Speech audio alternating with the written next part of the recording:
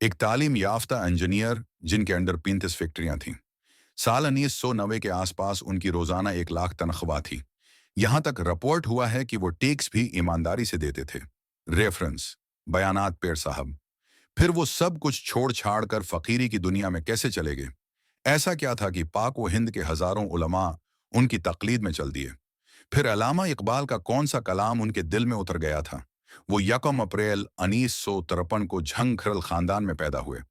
घर में दीन का माहौल मिला और ज़क्र व इबादत आम थी। साल 1972 में उन्होंने BISc इलेक्ट्रिकल इंजीनियरिंग की। मजीद तालीम यूईटी लाहौर से हासिल की थी। चीफ इंजीनियर बनने के दौरान वो फुटबॉल स्विमिंग के कैप्टन भी रहे। उन्होंने तालीम और खेलों के मैदान में बढ़ चढ़कर हिस्सा लिया। रेफरेंस ऑनलाइन वेब कमजोर शवाहिद। कहा जाता है कि उनकी जिंदगी का टर्निंग पॉइंट लाहौर यूनिवर्सिटी था, जहां उन्होंने मौलाना सैयद जुवार हुसैन रअल्लाह से मुलाकात की। वहीं उन्होंने मुजद्दद अल्फ सानी के मकतूबात भी पढ़े।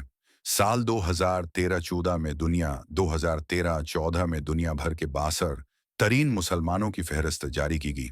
उन 500 मोस्ट पावरफुल मुसलम में पीर साहब को भी इनलिस्ट किया गया। किताब के मुताबिक शेख साहब नक्शबंदी मुजद्ददी सूफी सिलसिला के शेख हैं। उनके पैरोकारों की तादाद लाखों में है। उनके बेशुमार मुरीदीन में उलमा भी हैं। पेशे के लिहाज से वो इलेक्ट्रिकल इंजीनियर रह चुके हैं।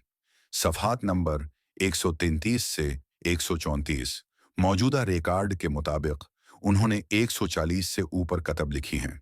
उनकी चंद मशहूर तसानीफ दर्ज झेल हैं।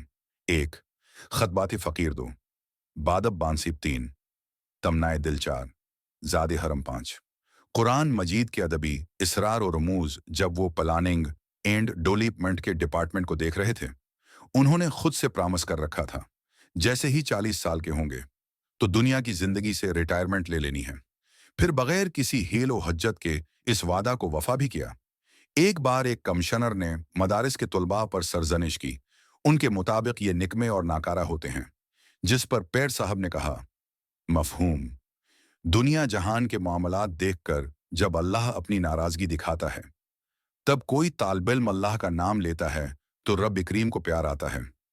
यूं इन तलबा की वजह से आप पे करम है, उनकी कदर कीजिए। एक बयान में कहते हैं कि इलामा इकबाल का ये रुबाई इंतहाई बामानी है, और यूं मालूम होता है कि उनका फेवरेट भी था।